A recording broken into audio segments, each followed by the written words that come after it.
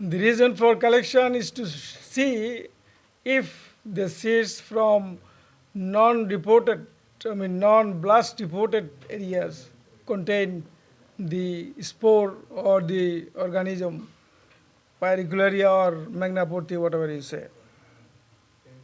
So these are just the samples, and I'm not sure if you see, thus we followed ISTA, the blotter test.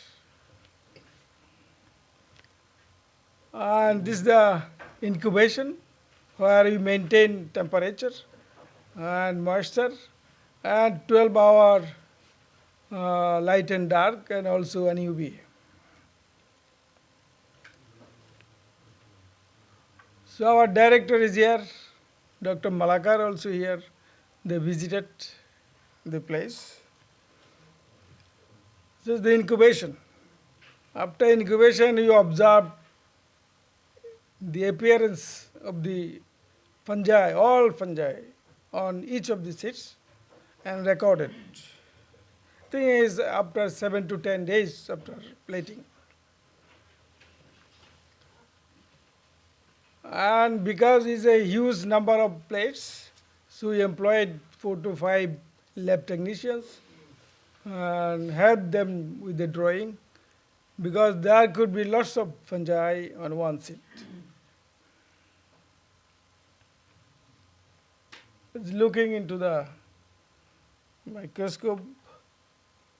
So you can see, we also plated seeds on agar. Why we did it, I will explain it to you. Maybe you recognize, if you are seed pathologist, maybe having training on seed pathology somewhere, you can recognize some of the fungi just without microscope. There is some bacteria also. There are more fungi. Okay, more inspection. Okay, this is the result. I showed you lots of plates because the result is very discouraging for the plant pathologist, because only in one sample we could trace the presence of the organism, magnaporti or pyricularia or IG. And except that, in no other sample we could detect this organism. But lots of Bipolaris sorokiniana, a very heavy infestation. So that's the conidia that detected in only one sample. Okay, so that's the report that we did not test here the seeds from affected area. These are the seeds from other regions not affected with blast. So virtually we have to say we did not get pyricularia in those seeds. And in fact, according to the advice of the National Committee for the Mitigation of Wheat Blast in Bangladesh, we recommended seed treatment with Provex. So I'm not sure, but I hope this time before sowing, the farmers and the extension people, they followed our suggestion. So now the wheat is maybe 1 month away for harvesting, right? Yes.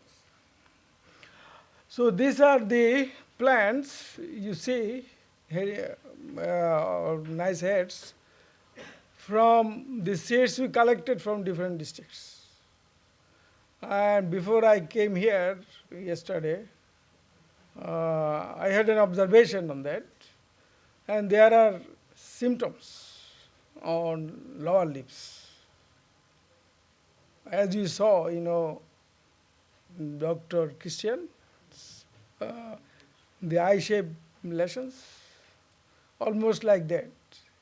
So we tried to get organism from there by scraping, just direct, but failed to get any spore. then we put them in blotter. Maybe a moist blotter, moist plate.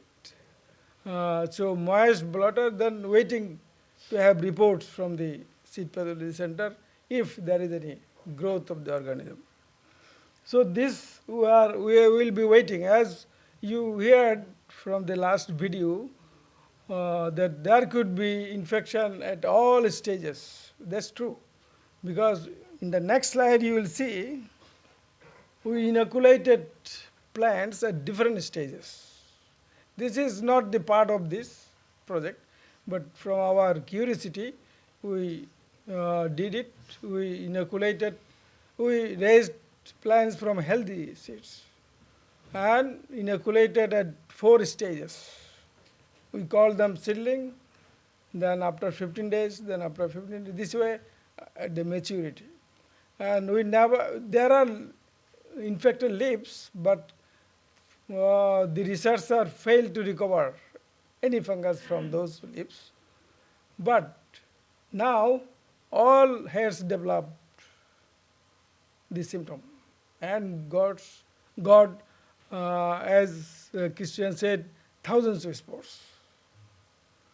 So you can correlate now what's going on, that we planted healthy seeds and also raised healthy plants and they developed symptom on the leaves, but we had to wait until heading to see the symptoms, the real typical symptoms. So can you relate it if the seed is transmitting the disease? The answer is no.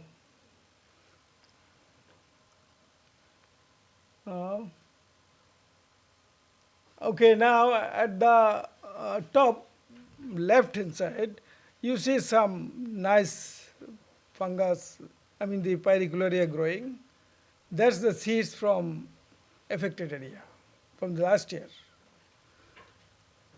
And on the right hand side, we have one thing very exciting. As Christian said, it can kill the whole plant. We have sprayed with heavy spore load and all seedlings died. The row on the left side were not inoculated, so they remain healthy. Okay, so maybe results are coming. You see the symptoms on the lower lips, some of those,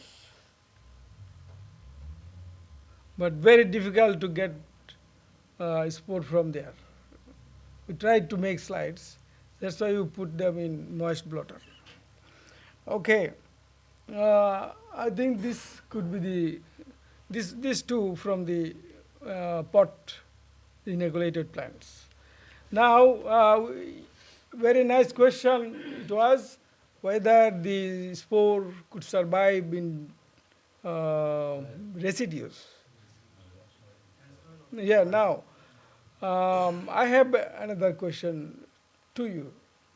From my observation, we collected 49 samples from the affected area in February last year when I visited those places and made slide, isolate lots of spores. And we kept doing this every month. With the time, the number of spores we are getting were reducing with time. And now we don't get any spore in the seed, but they are all from the affected region. So we have to correlate this. Now we planted those seeds getting plants. If we get infection without inoculation on the head, then we have to have a different scenario, whether it is seed transmitted or not. That's a very important thing